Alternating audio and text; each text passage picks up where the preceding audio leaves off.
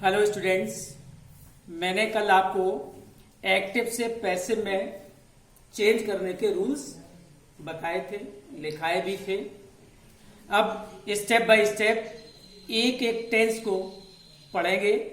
आज मैं आपको पढ़ा रहा हूं कि प्रेजेंट इंडेफिनिट टेंस के सेंटेंसेस को किस प्रकार से पैसिव में बदलते हैं। ठीक है, प्रेजेंट इंडेफिनिट टेंस की हेल्पिंग वर्ब्स है इज, एम, आर। वैसे प्रेजेंट इंडेफिनिट टेंस की एक्टिव वॉइस की जो हेल्पिंग वर्ब्स होती हैं वो डू डज होती हैं। ये एक्टिव से पैसिव में चेंज करने की एक्सरसाइज, एक्टिव से पैसिव में चेंज करने की हेल्पिंग वर्ब्स है, अर्थात सहायक क्रियाएं हैं इज, एम, आर। अब इतना तो आप लोग जानते हैं कि कहां इज का प्रयोग किया जाएगा, कहां एम का, कहां आर का। फिर भी मैं एक बार क्लियर कर देता हूं, ही, शी, इट और एक वचन कर्ता के साथ, अर्थात वो सिंगुलर हो और थर्ड पर्सन हो, वहां पर आएगा इज। आई सिंगुलर तो है लेकिन फर्स्ट पर्सन है, इसलिए आई के साथ प्रयोग करेंगे एम, और यू, वी, दे और बहुवचनकर्ता के साथ प्रयोग किया जाएगा आर। ठीक है, ही, शी, इट और एक वचन अर्थात सिंगुलर और थर्ड पर्सन के साथ इज का प्रयोग, आई के साथ एम का प्रयोग, यू, वी, दे और बहुवचनकर्ता के साथ आर का प्रयोग किया जाएगा।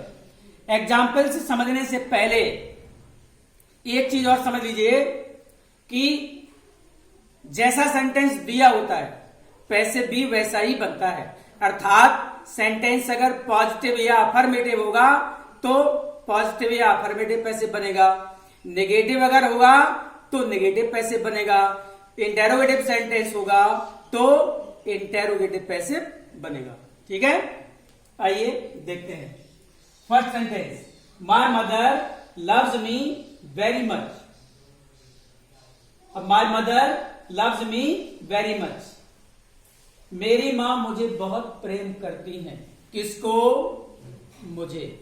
ऑब्जेक्ट की पहचान बताई थी हमने, क्या, किसको, किसकी, किसके लिए। उत्तर मिला किसको, मुझे। मी का सब्जेक्ट हुआ आई, हेल्पिंग वर्ब प्रयोग की एम। स्टेप बाय स्टेप आप रूल का प्रयोग करिए। क्रिया की थर्ड फॉर्म आई, लव्ड।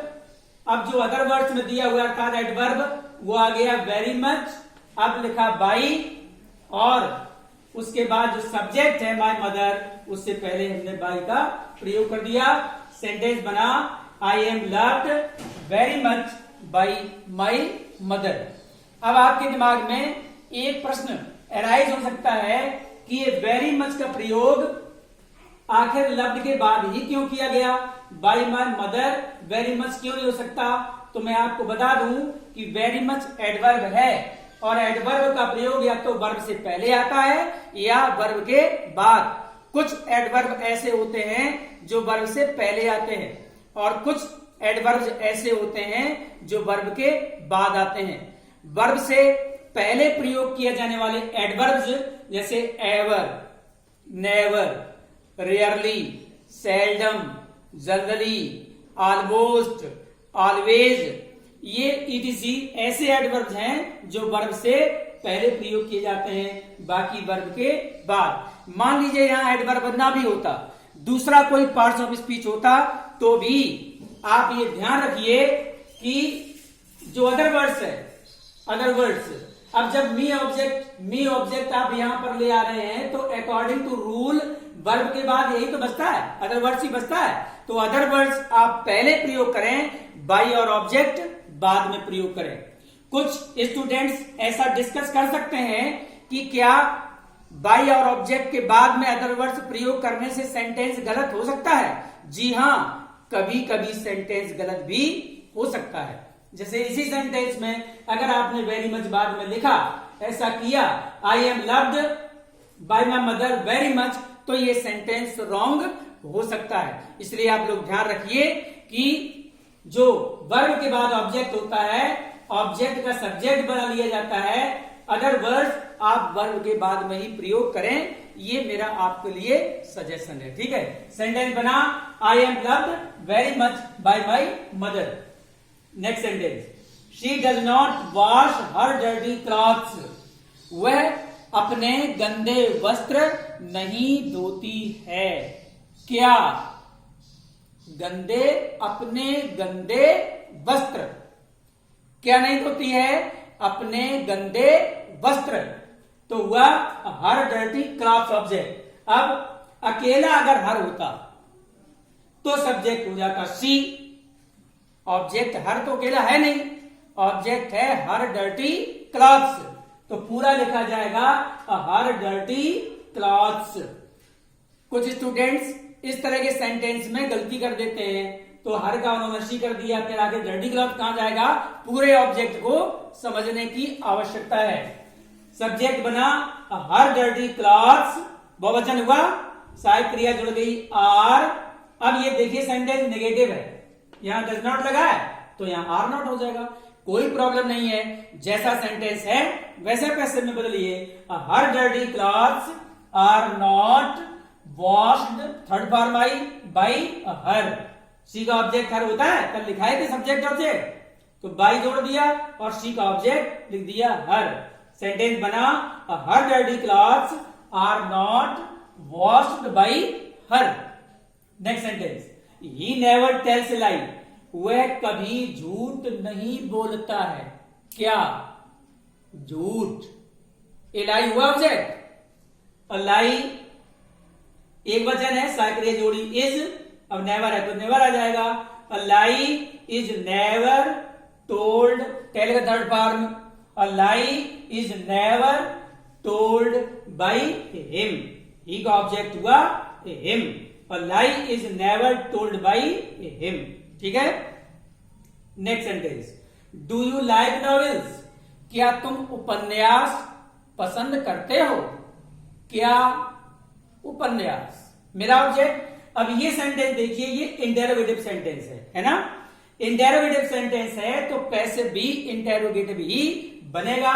ऑब्जेक्ट है नॉवेल्स, नॉवेल्स मीन्स उपन्यास, ये प्लूरल है इसलिए हेल्पिंग वर्ब आएगी आर। अब ये यहां पर सब्जेक्ट आया था, इसका आपने सब्जेक्ट बनाया तो सब्जेक्ट आएगा आर नॉवेल्स। अब third form liked by you, you का ऑब्जेक्ट भी वही रहता है और सब्जेक्ट भी वही रहता है। सेंटेंस बना are novels liked by you, ठीक है। Next sentence, why do they not complete their homework every day, वे अपना गृह कार्य रोज पूर्ण क्यों नहीं करते हैं? क्या? अपना गृह कार्य, यही तो ऑब्जेक्ट हुआ। अब ये सेंटेंस इंटेरोगेटिव भी है और नेगेटिव है, क्योंकि नॉट का प्रयोग भी किया गया है, तो नॉट का प्रयोग सब्जेक्ट के बाद है। पैसिव वॉइस जब बनाएंगे तो सब्जेक्ट के बाद ही नॉट का प्रयोग करेंगे। अब ऑब्जेक्ट है देयर होमवर्क, पहले तो क्वेश्चन वर्ड लिख लो वाई। अब देयर होमवर्क की बात करें तो ये एक ही वचन तो है सिंगुलर नंबर में, इसलिए helping verb why is their homework. अब नॉट है तो नॉट आ गया, why is their homework not. अब third form completed, other words every day by they का ऑब्जेक्ट देम। सेंटेंस बना why is their homework not completed every day by them. Next sentence, who teaches you Hindi, तुम्हें हिंदी कौन पढ़ाता है? क्या? हिंदी किसको? तुम्हें। दो ऑब्जेक्ट हैं इसमें, एक इनडायरेक्ट ऑब्जेक्ट है और एक डायरेक्ट ऑब्जेक्ट है। दोनों ऑब्जेक्ट का सब्जेक्ट बनाकर पैसिव वॉइस में बदला जा सकता है, लेकिन मैंने आपको बताया था कि पहले वाले ऑब्जेक्ट का सब्जेक्ट बनाकर पैसिव चेंज करना अधिक आसान होता है। मैं दोनों तरीके से आपको समझा रहा हूं। पहले तो सब्जेक्ट है ये हु तो सब्जेक्ट है, फिर तुम्हें हिंदी कौन पढ़ाता है तो सब्जेक्ट हुआ हु। अब सब्जेक्ट का बनाते हैं ऑब्जेक्ट और उससे पहले प्रयोग करते हैं बाई का, तो बाई पहले आ जाएगा बाई, और हु का ऑब्जेक्ट होता है whom। By whom। अब यू से बनाते हैं, यू से अगर पैसिव में बदलेंगे तो हेल्पिंग वर्ब आएगी are, by whom are you taught Hindi. तो मैं हिंदी किसके द्वारा पढ़ाई जाती है, by whom are you taught Hindi. अब और अथवा, अथवा में देखें बाई whom हिंदी से बनाते हैं, by whom is Hindi taught. अब ये ऑब्जेक्ट बचा, इनडायरेक्ट ऑब्जेक्ट बाद में जा रहा है, टू जोड़ना पड़ेगा आपको। अगर यहां पर आप टू जोड़ना भूल गए तो सेंटेंस आपका रॉन्ग हो जाएगा। बना sentence by whom is Hindi taught to you. ठीक है, दोनों तरीके से मैंने समझा दिया है। जो भी मेथड आपको इजी लगे उससे आप पैसिव में बदलते रहिए। Next, which fruit does he not like to eat. वह कौन सा फल खाना पसंद नहीं करता है। थोड़ा टिपिकल सेंटेंस है, ध्यान से समझिए। इसमें ये हेल्पिंग वर्ब है, ये सब्जेक्ट है, ये नॉट, ये वर्ब, ये इंफिनिटिव का ऑब्जेक्ट है। अब इससे तो बनेगा नहीं। वह कौन सा फल खाना पसंद नहीं करता है। क्या पसंद नहीं करता है, कौन सा फल खाना। ये तो ये ऑब्जेक्ट है इसमें, सेंटेंस, सेंटेंस के बिगिनिंग में ऑब्जेक्ट है इसमें। यहां से बनेगा which fruit is not liked to eat by him. उसके द्वारा कौन सा फल खाया जाना पसंद नहीं किया जाता है। Which fruit is not liked to eat by him. ये प्रेजेंट इंडेफिनिट टेंस के हर प्रकार के एग्जाम्पल्स मैंने आपको समझाए हैं। पॉजिटिव अफर्मेटिव, पॉजिटिव या affirmative, negative, interrogative, helping verb वाले भी और क्वेश्चन वर्ड वाले भी। ठीक है, हु वाला सेंटेंस भी मैंने आपको समझाया जहां पर हु का प्रयोग सब्जेक्ट के रूप में किया जाता है। इसके पहले मैं आपको रीऑर्डरिंग पढ़ा चुका हूं। मैं फिर एक बार कह रहा हूं कि रीऑर्डरिंग के सेंटेंसेस को अधिक से अधिक अभ्यास में लाइए, कीप प्रैक्टिसिंग। और कोई सेंटेंस अगर ना आए तो आप कमेंट करके या फिर मुझे कॉल करके, जो मैंने नंबर दिया था उस पर आप कॉल करके पूछ सकते हैं। और आज मैंने जो टेंस पढ़ाया है, प्रेजेंट इंडेफिनिट टेंस के सेंटेंसेस को किस प्रकार पैसिव में बदला जाता है वो आप समझिए और एग्जाम्पल्स के अनुसार प्रेजेंट इंडेफिनिट टेंस की एक्सरसाइज होमवर्क में करिएगा।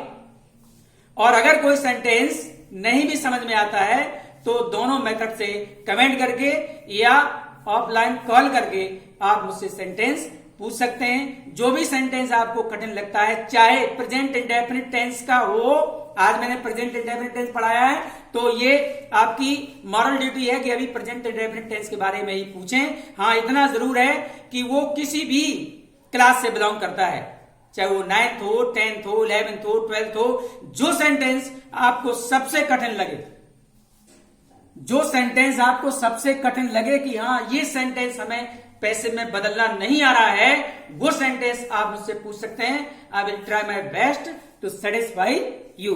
ओके, कल मैं आपको प्रेजेंट कंटीन्यूअस टेंस के सेंटेंसेस को किस प्रकार पैसिव में बदला जाता है ये पढ़ाऊंगा। याद रखिए, प्रेजेंट कंटीन्यूअस टेंस जब पढ़ाया जाएगा तो उसमें केवल बदलेगा तो सिर्फ और सिर्फ हेल्पिंग वर्ब्स बदलेंगी। बाकी तीनों रूल्स वैसे ही प्रयोग किए जाएंगे हर टेंस में, जैसा मैं आपको कल बता चुका हूं। Okay, that's all.